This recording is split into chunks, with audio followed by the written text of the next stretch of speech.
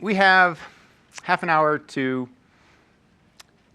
talk about health and aging and the TOR pathway and cancer.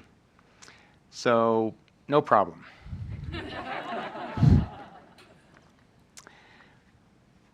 Just to make sure that we have the answer, that we get there, I'm going to give it to you first. So this is all you really have to know. That your health and lifespan will be determined by the proportion of fat versus sugar you burn over a lifetime. If you use that as a criteria for any health modality, does it help you burn fat? It'll be good for you. Is it preventing you from burning fat? It's not going to be good for you. If it's making you burn glucose, it's not going to be good for you. And that will be determined by the communication of nutrient sensors. Okay? So you eat today to control the sensors that will tell your cells what they will need to eat tomorrow. Okay? It isn't just a matter of what you eat is what happens.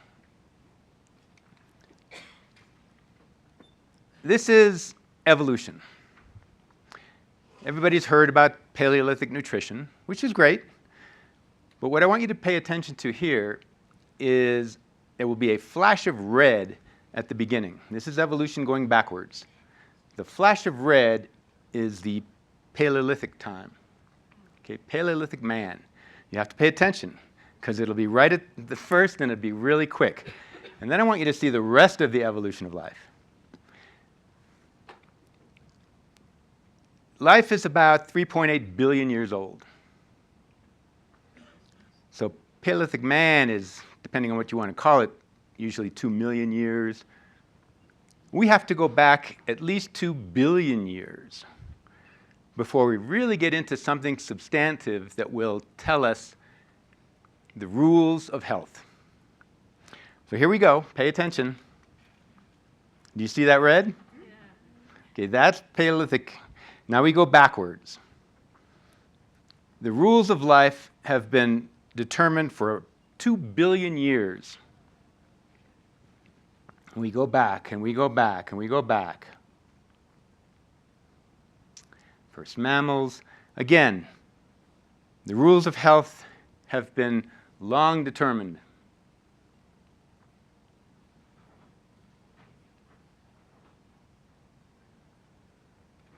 La-di-da-di-da. La-di-da-di-da. None of this is really telling us anything. La-di-da-di-da.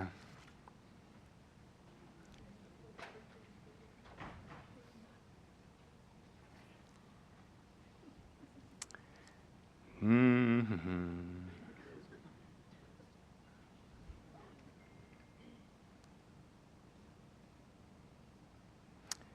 Now is when we get into the good stuff. Okay? This is the Proterozoic era. Okay? Eon, I should say. The Proterozoic eon, from about 500 million to 2.5 billion years ago. This is where the party started. It goes from protobacteria, single-cell organisms like this. These are cyanobacteria, starting to make oxygen, to multicellularity. This is really where the action is. This is where the party started. This tells us the rules of health, the rules of life, and distinguishing really between life and death. Prior to this time, there was no such thing as death. Single-cell organisms were just multiplying. There was no corpse. There was no aging. There were no chronic diseases of aging, with one exception, cancer.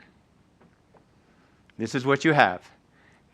For roughly half of the lifespan of life, almost 2 billion years, what we had was cancer. All life was a cancer. The prerogative there was to divide as rapidly as possible. Beat your neighbors to the punch, make more numbers, and you would win the evolutionary game. Cancer was where it was at, really.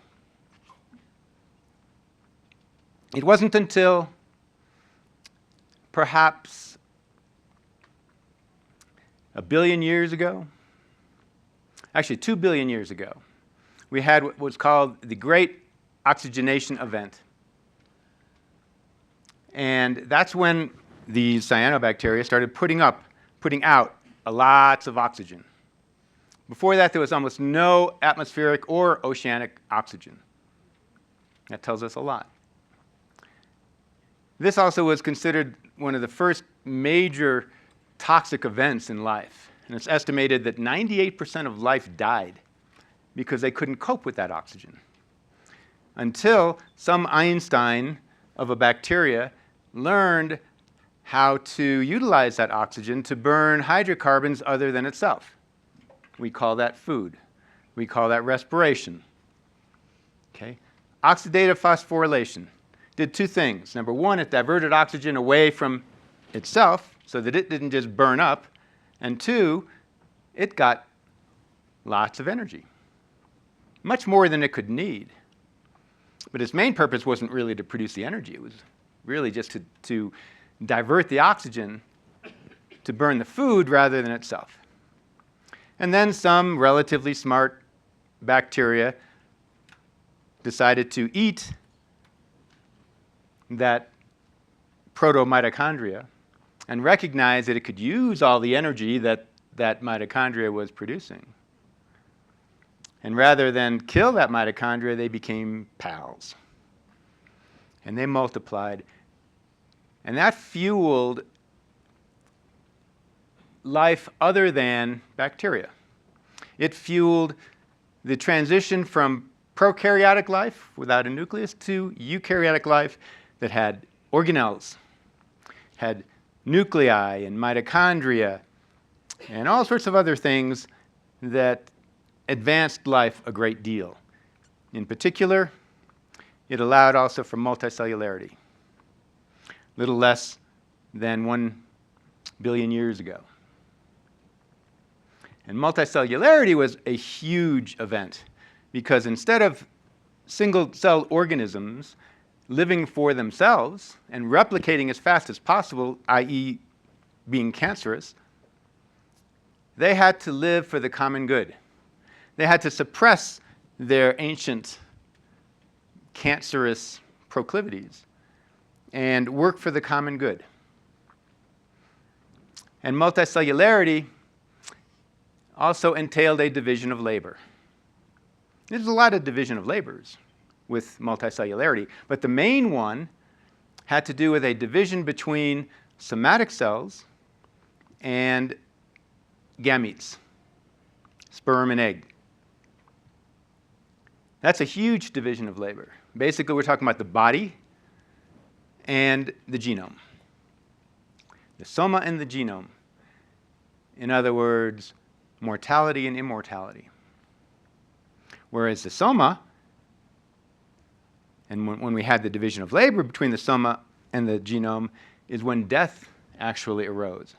This was the birth of death, the birth of aging, the birth of the chronic diseases of aging, all the things that we're trying to avoid and learn about. This is the birth of that. You didn't have that until you had that division of labor between the soma and the genome. And nature has different proclivities than we do. It has different prerogatives than what we want. We want to be healthy forever. You know, we'd love to live forever. Nature doesn't care whether we live forever. Nature doesn't even care if we're healthy. It just wants us to be healthy enough to pass on our genome to the next generation. And then what happens to us, it doesn't care about. What I am going to be proposing for you is not natural medicine. What we want is to live a long, healthy, post-reproductive lifespan. Nature doesn't care whether we do that or not. Nature's purpose for us, and us meaning most of us, most of the cells that, trillions of cells that make us up, is the so-called soma, the body, whose main function is to see that the genome gets passed on to the next generation.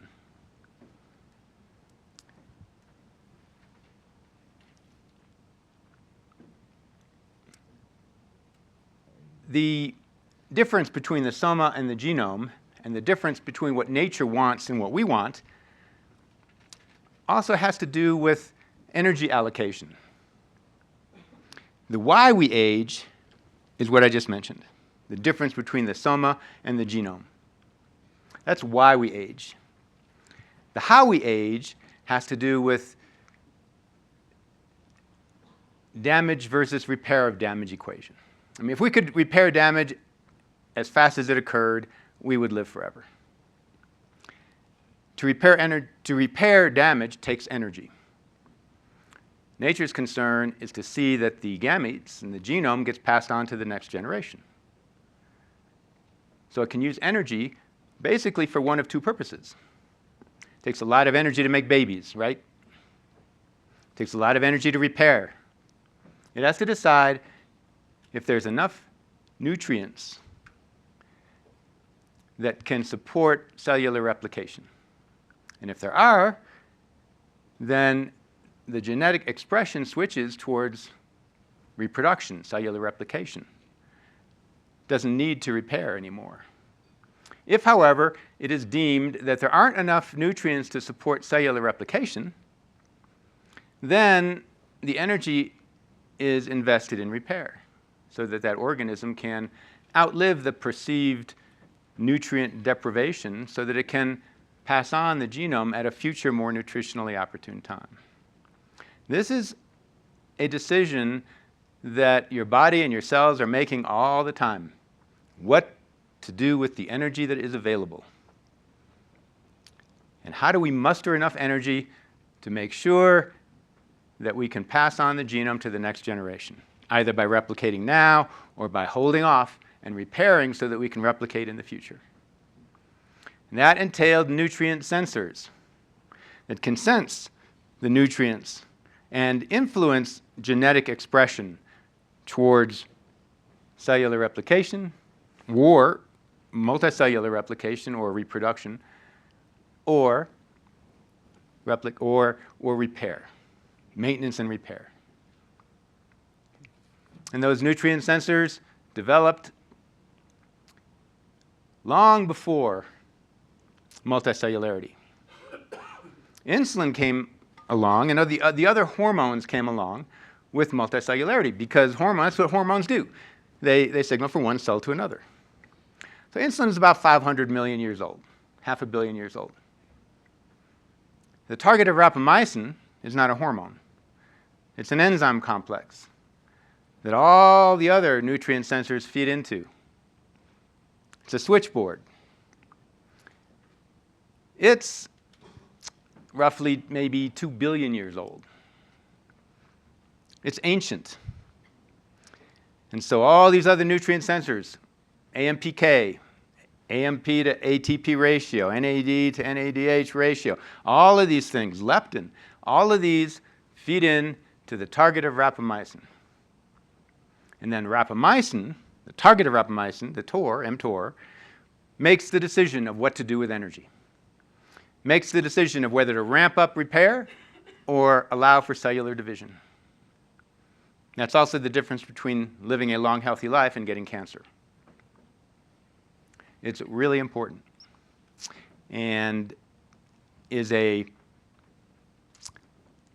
kind of a switchboard between the rate of aging.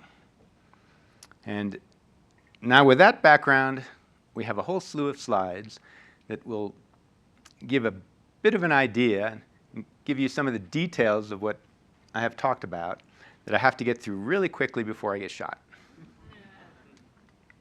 Okay. Now cancer, there's kind of two schools of cancer. There's a major school that has dominated cancer research for the last half century, and that's the genetic school where they're saying that cancer is a compilation of mutations, genetic mutations, and when you get 2 or 3 of these mutations, we get cancer. Here's a study that shows that in just AML, acute myeloid leukemia, just leukemia had 11 classes of genetic changes, but that each case of leukemia basically had a unique genetic profile.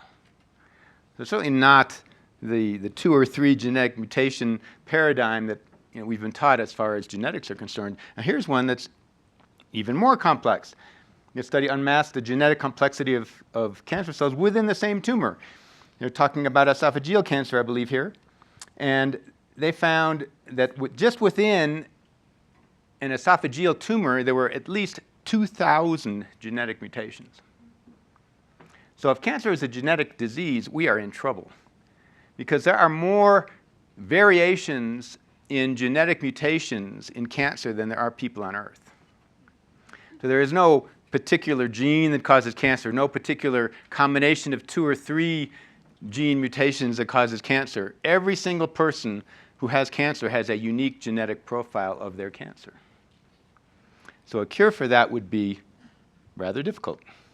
What about cancer being a metabolic disease? That's become more popular lately. And that was kind of a rehash of what Otto Warburg said in the early 20th century. He said, and he noticed, that cancer cells and cancers produce a lot of lactate, fermented glucose. And noticed that even in the presence of oxygen, it fermented a lot of glucose. And surmised that cancer, therefore, was a mitochondrial disease. That the reason cancer was fermenting glucose is because it couldn't use mitochondrial respiration because they were all damaged. And there are researchers today that have kind of picked up that baton and saying that cancer is a metabolic disease and it's due to mitochondrial failure. And I want to try and nip that in the bud, because that's just going down the wrong road. I can pretty much promise you that cancer is not a mitochondrial disease. I will give you a few reasons why. We're writing a book where I go into much more detail of not only why it isn't, but why it cannot be.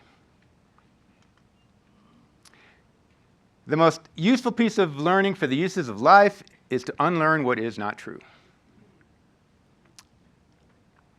Our ability to open the future will depend not on how well we learn, but on how well we are able to unlearn. And I will be asking you to unlearn a lot. And it really is my purpose when I give talks to at least partially confuse you. Because I want you to question paradigms that, when you finally feel, yeah, I got the answer, I'm kind of here to say, well, you probably don't, which is unfortunate. So, cancer is not just a glucose disease. I will tell you that for sure. Just like diabetes is not a disease of glucose. It's a disease of insulin and leptin and other hormonal signaling. Glucose is just following orders. Coronary disease is definitely not a disease of cholesterol. We've been talking about that for a quarter century. It's a matter of maybe what cholesterol is doing. It's a matter of damage. Cholesterol is there just to fix the damage. All this stuff with cholesterol is just correlation. It's like, we get rid of cholesterol. It'd be like trying to get rid of firemen who are associated with fires. It's crazy. Osteoporosis is not a disease of calcium. That's really silly. It's a disease of what you do with calcium. In fact, there's a direct correlation between osteoporosis and arterial calcification. It's almost a 1-to-1 correlation. Now, if you've got the calcium, it's in the wrong place. It's not lack of calcium. You just take calcium, it continues to go in the wrong place. Why is that? Is because what allows for life is not the parts. All life is virtually made of the same parts. It's what you do with the parts. It's the communication between the parts. Life is in the communication, not the parts. We have about 20,000 genes. It's really not a big deal. We thought that we were so complex, have all these genes. Little nematode worms, C. elegans, that they do a lot of studies on in aging. You can barely see them. They're really, really primitive. They've got about 21,000 genes. And most of the genes are the same as ours. For most life, it is not the genes that make the difference. It's how they are being used. If you look at genes as kind of the keys of a piano, it's how you're playing them. You can play an almost infinite variety of symphonies from the same genes. And we have a very complex symphony that we play from our genes. And you can play the symphony of health, you can play the symphony of diabetes or heart disease or cancer or not with the same genes. It's genetic expression. And what influences genetic expression more than anything else are those nutrient sensors that tell our genes whether to initiate reproduction/replication or repair. This is what is ignored. When you talk about cardiovascular disease being a disease of cholesterol, or eat more calcium, you get strong bones, or cancer being a disease of glucose, or diabetes being a disease of glucose, it's not. And this is why we get into so much trouble. Almost all therapies for diabetes lowers glucose but raises insulin. Raising insulin is worse for you than glucose. That's what the Accord study showed. I won't go into that. You can look that up. But it basically showed that they controlled blood sugar far better in the intervention group, where they used more medications to keep blood sugar down, but they had a 30% higher death rate. So they died with better glucose. Same with cholesterol-lowering drugs, statin drugs. Yes, it lowers cholesterol and increases mortality considerably. So you die with lower cholesterol. And the reason that really medicine is so far off is because it ignores this. This is what happens in between taking calcium or lowering glucose or eating high fat. There's metabolism. There's metabolism happening. That's metabolism. And this is what I was saying 20 years ago, over 20 years ago. Hyperinsulinemia adversely affects most degenerative diseases. This is a talk I gave called What About Insulin?, including cardiovascular disease, hypertension, cancer, stroke, diabetes, obesity, autoimmune disorders, just all the chronic diseases of aging. Insulin has metabolic effects. Insulin increases cellular proliferation. What does that do to cancer? It increases it. A clinic I had with Joe Mercola on aging, where I said 2 of the major factors that will determine whether a person has cancer are the amounts of sugar and insulin. Sugar is just listening to orders. It's listening to orders from insulin and leptin. You get insulin and leptin right, your sugar is going to be right. However, the converse is not necessarily true. You can bring down sugar with drugs, but you're not really improving that person's health. If it is causing insulin and leptin to increase, all you're going to do is increase your risk of cancer.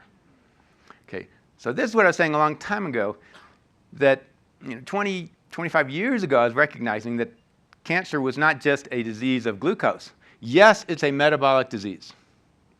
Yes, it is. That tells you absolutely nothing. All diseases are metabolic. In fact, you can't differentiate genetics from metabolics. Genes are what makes the nutrient sensors. Genes are what make the metabolic pathways, and the metabolic pathways then feed back to control genetic expression. You can't differentiate one or the other. So yes, it's a disease of metabolism, but it's not a disease of mitochondrial dysfunction. You can't just say it's a disease of metabolism. You have to say, what part of metabolism? You have to be a lot more specific than just say it's a disease of metabolism. Now we'll go into some of the specifics. I know that we were talking about glutamine earlier today, and yes, glutamine is gobbled up by cancer cells. Not all. There are certain, about 70% of cancer loves glutamine. Why? Because it can be used for fuel. Certainly if there's not enough glucose around, that there are many cancer cells, many types of cancer that will use glutamine as a fuel source in a process called glutaminolysis. Where is that done? The mitochondria. They can't be too defective. Also, in the citric acid cycle, Krebs cycle, because cancer is so rapidly dividing, it is very prone to oxidative damage. It needs glutathione. And to make glutathione, you need a particular form of energy called NADPH. And NADPH can be made from citric acid. So it takes citric acid out of the citric acid cycle, which would stop respiration if it wasn't replaced. Glutamine can be used to make alpha-ketoglutarate directly, which can then feed into the citric acid cycle to replenish citrate after citrate is removed to make glutathione, an antioxidant. So it's used for two things, to help prevent oxidation of the cancer cells and for fuel. And this is all done in the mitochondria. So again, you cannot have very damaged mitochondria because you require mitochondria for much of the metabolism of cancer. Lactate is like candy for cancer. Cancer cells are addicted to this supply of candy. So the glycolysis used by cancer that produces a lot of lactate is used for a multiplicity of reasons, not because it has to. According to Warburg, it has to use glycolysis because it can't use mitochondrial respiration. That is, none of those statements are true. It, number one, can use mitochondrial respiration. It chooses to use glycolysis for a variety of reasons. One is to make lactate. It uses lactate for a variety of reasons. It doesn't want to get rid of the lactate. Number one, it can use it as a fuel. As I say, it's like candy for cancer cells. It uses it as a fuel. Where do you burn lactate for fuel? Yes, the mitochondria. You have functioning mitochondria. But also, it uses lactate to embed itself in tissues.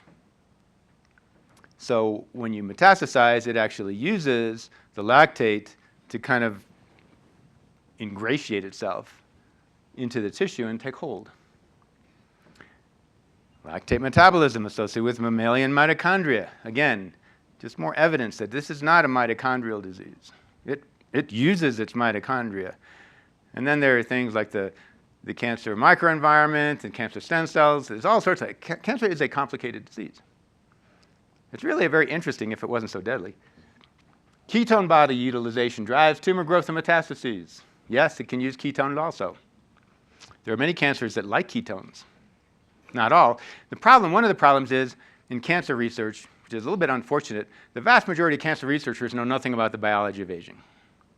And the cancer is like the quintessential disease of aging. There are actually two sides of the same coin. You have to really, I think, understand the biology of aging to understand the biology of cancer. Hepatocellular carcinoma redirects to ketolysis for the progression of nutrient deprivation stress. There's another study that shows that cancer can use ketones depending on the type of cancer and under nutrient deprivation, just like us. Under perceived nutrient deprivation, we form ketones. We burn fat, which is great. And it's not that ketones are not good for you. In many diseases, ketones are great. For cancer, probably is not the best therapy to drink ketones. But what about fat? Yes, cancer can burn fat too. Different types of fat. If it's available, for instance, breast cancer, a lot of fat available. Breast cancer burns fat. Pancreatic cancer, you have a lot of fat in the omentum. Pancreatic cancer burns fat. Where do you burn fat? The mitochondria. We're not talking about defective mitochondria here. We're talking about very active mitochondria. In the biology of aging, the mitochondrial free radical theory of aging was popular 20 years ago. Over the last decade, at least, I would say that the mitochondrial free radical theory of aging has been pretty much disproven. It's not a popular theory in aging anymore. In this review, and they're talking about this here, the findings suggest that age-dependent mitochondrial dysfunction is not sufficient to limit lifespan. Furthermore, mitochondrial reactive oxygen species are not always deleterious and can even stimulate pro-longevity pathways. They have found that actually when you initiate damage to the mitochondria, when you increase oxidative stress in the mitochondria, these animals live longer. So far from actually being a cause of aging, it's actually a cause of longevity. But quite the opposite. So, and there's numerous studies now that have shown that. So I would say that if the mitochondrial free radical theory of aging is not particularly valid, that would also then translate to the mitochondrial free radical theory of cancer, which is Warburg's hypotheses. In this particular study, what they did is they mutated DNA polymerase. DNA polymerase is what repairs DNA. And in these mice who had mutated DNA polymerase, they found that the mitochondrial mutation was at least 30 times higher than control. And they lacked any overt phenotypic change. I mean, they were normal mice.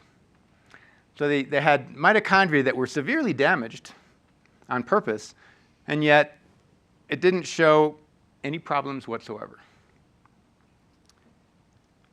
And it did not reduce their lifespan. They had normal lifespan. And they said this calls into question whether naturally occurring the slow accumulation. This was fast, rapid, huge amount of mitochondrial damage didn't cause much problem, let alone the slow accumulation over a lifetime is not going to cause a problem either. Why is that? Because mitochondria can replicate. And when they replicate, the mutations, the damage, tend to go to one side, one mitochondria. The other mitochondria gets fresh, nice fresh DNA, mitochondrial DNA. And then the damaged, the mitochondria that ends up with all the garbage, ends up getting eaten up in a process called mitophagy. It's like autophagy. We'll talk about that in a little bit. And mitophagy is where we recycle damaged parts. A lot of damaged proteins, damaged mitochondria get recycled. It's a really critical process that helps determine the rate of aging, actually. And what controls autophagy and mitophagy more than anything else? The levels of TOR. You keep TOR low, you increase mitophagy. You increase autophagy, which mostly is protein recycling. So you eat up the damaged protein. You are eating protein without putting anything in your mouth. So if cancer is not due to the type of fuel, and it's not due to mitochondrial dysfunction, then what? Growth factors. It's growth factors that we have to control. It's the communication. If you have growth factors that tell cells to multiply, your cells will ultimately multiply, and you will get cancer. Calorie restriction, slowing aging, and extended life. And I know Andre Bartke is a wonderful guy. He was a researcher out of Southern Illinois. He won the first Methuselah Prize. It's the highest prize, the $1 million prize given to aging researchers on who can keep mice around the longest. And he did it by mutating the IGF receptor, insulin-like growth factor, growth hormone. He kept mice that normally live 2 years, he kept them alive 4 years, which was a major, major finding at the time. It says mice with pituitary glands devoid of growth hormone producing cells exhibit a markedly extended lifespan, as do genetically engineered mice with a targeted disruption of growth hormone receptor, which results in low concentrations of plasma IGF-1. You reduce IGF-1, you live longer. And one of the major reasons you live longer is because you don't get cancer very much. The role of insulin and IGF. Insulin and IGF initiate their actions via highly homologous signaling pathways. IGF is called IGF because it stands for insulin-like growth factor. It's a cousin of insulin. And in that little worm we were talking about, in many ancient organisms, insulin and IGF are one and the same. They just call it insulin/IGF. Later, there was kind of a division of labor, whereas insulin regulated more of the kind of the metabolic processes, glucose, et cetera, and IGF took over most of the anabolic aspects. But we know now that insulin and IGF both can stimulate each other's receptors. Many of the detrimental effects of insulin really have more to do with their stimulation of IGF receptors. So we know when insulin levels are high, you increase your risk of cancer. That's because it is stimulating IGF receptors. It is acting like IGF. And that's one of insulin's major problems when it's high. Hyperinsulinemia. Its major problem is because it actually becomes an IGF.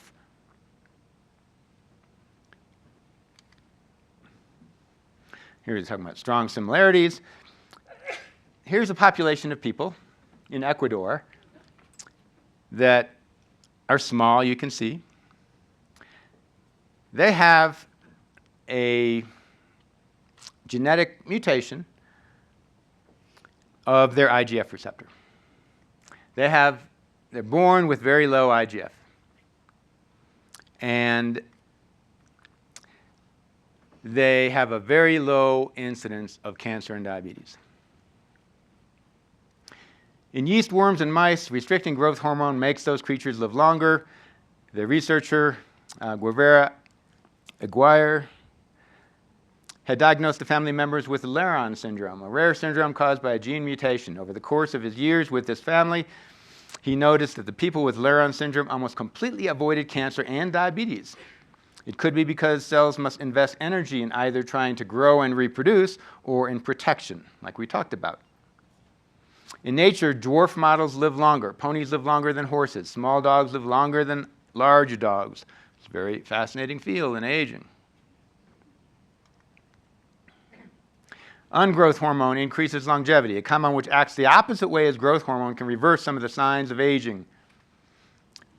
Like many growth hormone receptor hormone antagonists, it inhibited several human cancers, including prostate, breast, brain, and lung cancers. So you restrict growth hormone receptors, and you help restrict cancer. Our data provide evidence that protein intake is a key determinant of circulating IGF levels. So increasing glucose, carbohydrates also increases IGF, but the strongest signal to increase IGF is protein. You eat too much protein, you increase your IGF, you increase your risk of cancer and diabetes. Protein is a key nutrient. Insulin and insulin analogs function as growth factors, as we were talking. We'll talk a little bit about leptin because it's also very important.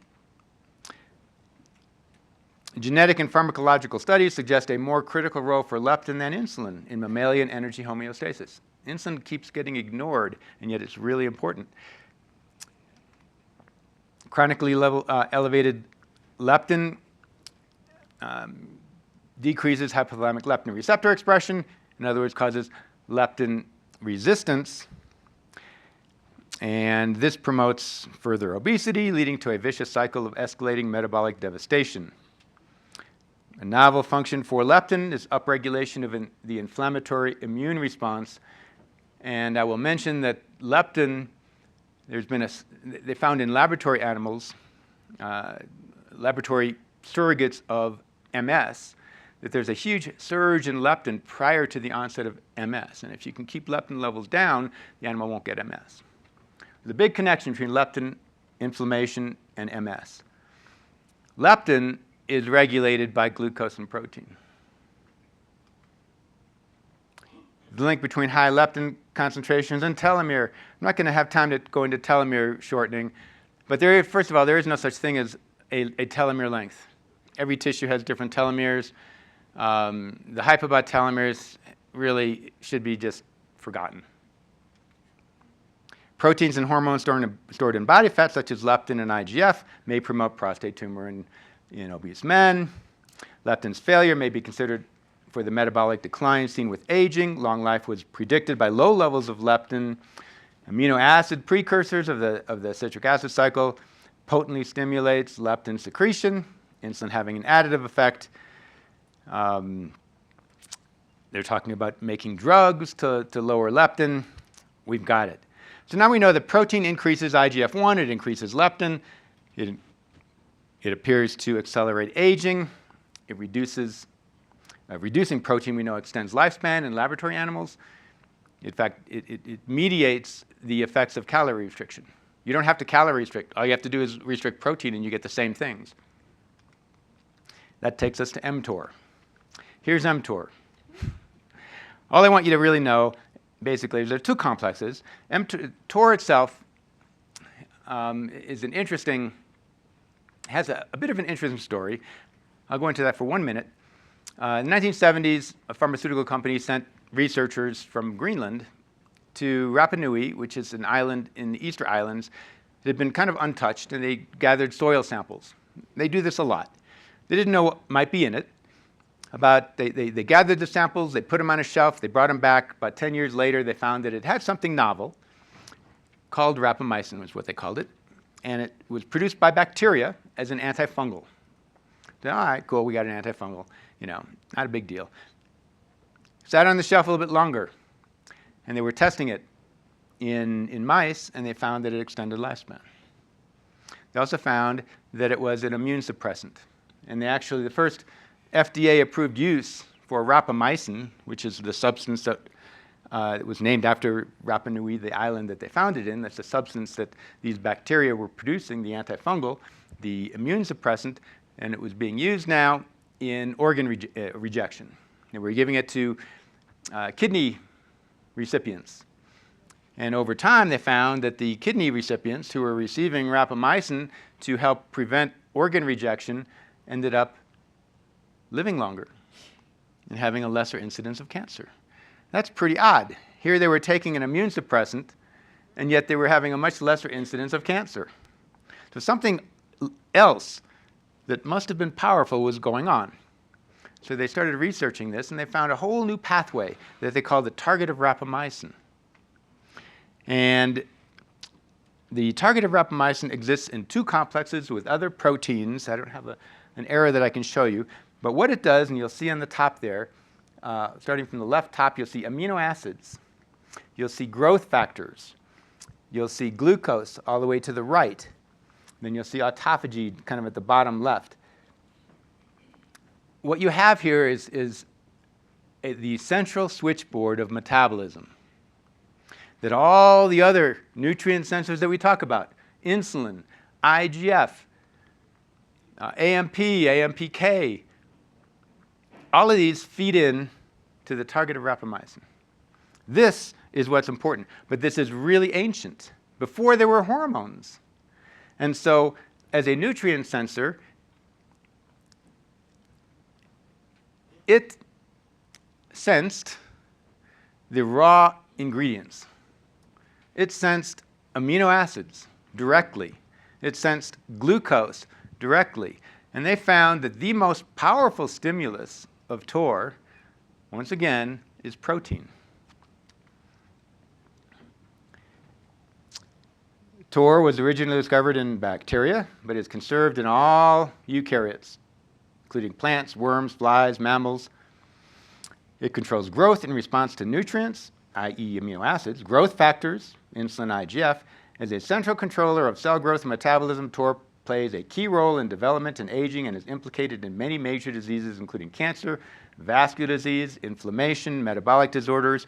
Indeed, it has been calculated that mTOR is upregulated in 70% of all tumors. Makes sense. You keep increasing growth factors, and what do you get? Growth. Ultimately, you'll get uncontrolled growth, and that is what cancer is. The PI3K, AKT, that's basically the insulin pathway, TOR pathway, is important in many types of cancer. That pathway activation is one of the most common molecular alterations in human cancer, and I will tell you most cancer researchers don't know anything about it. TOR coordinates protein synthesis, mitochondrial activity, and proliferation. So when we talk about mitochondrial health, and even the mitochondrial theory of cancer, as they talk about, it's controlled by TOR anyway. So you control TOR, you pretty much control everything. Emerging studies indicate that the TOR modulates mitochondrial function in mammals. TOR coordinates energy consumption and mitochondrial energy production. TOR inhibits autophagy, which is a process that can eliminate damaged mitochondria. In other words, when you have too much protein, you don't necessarily increase damage to mitochondria, but you can't get rid of it.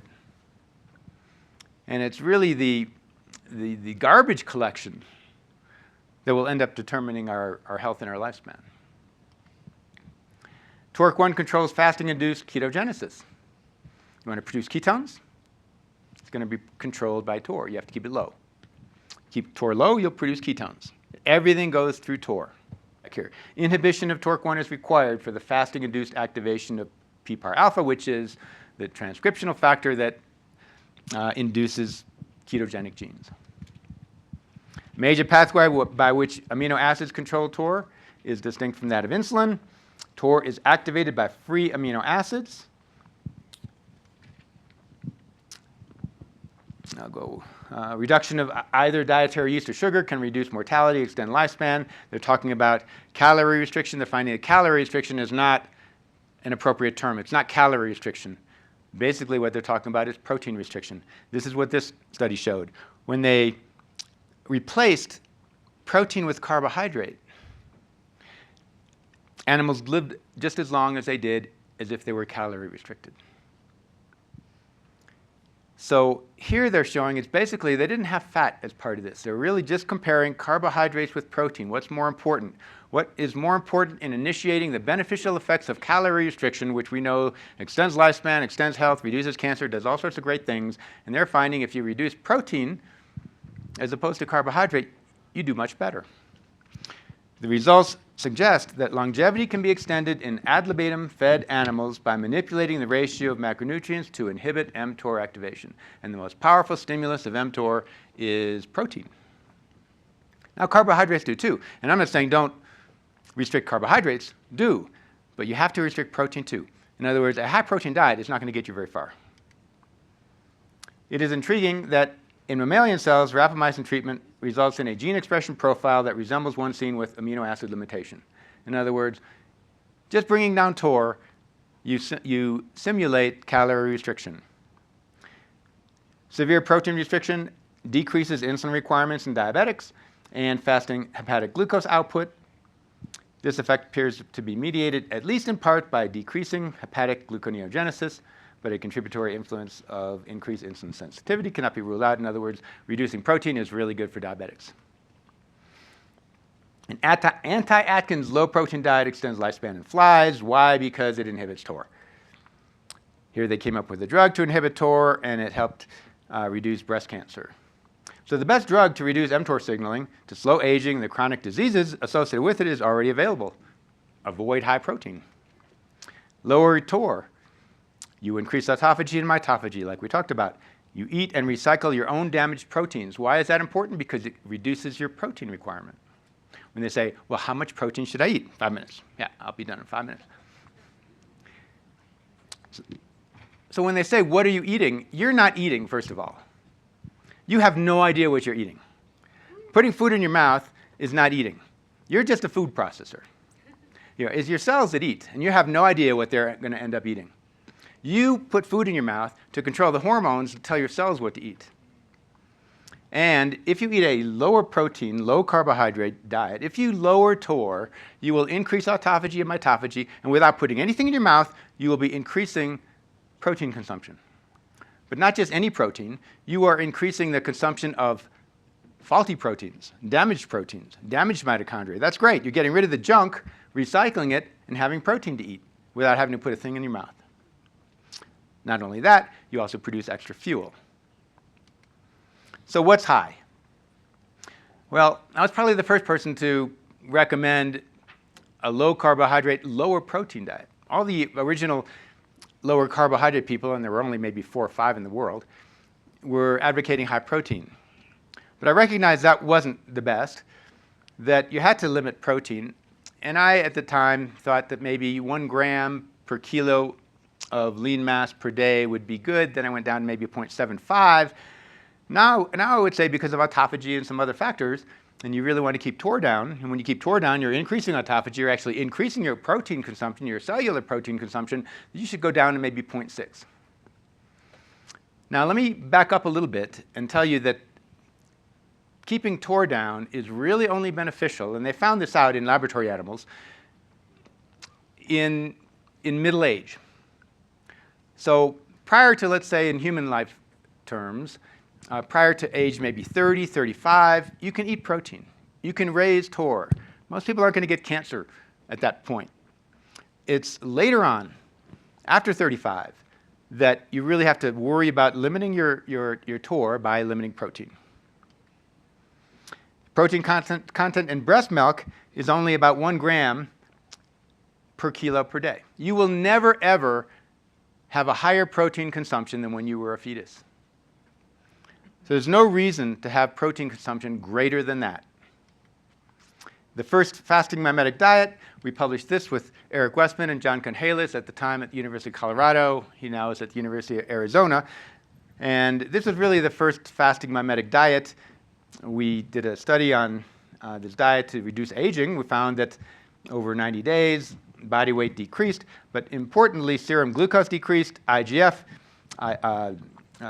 insulin, triglycerides, fasting body temperature, actually, free T3, all of the same metabolic parameters that you see with calorie restriction could happen without calorie restricting at all on a high-fat diet.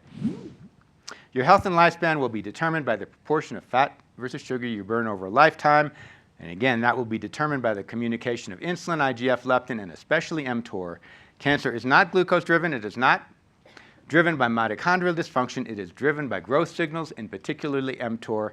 Life is not in the parts. We're all made of the same parts. It is what you do with the parts that will determine your life and health, and that, what you do with the parts, and whether you upregulate, repair, is going to be determined by TOR. Thank you. Thanks.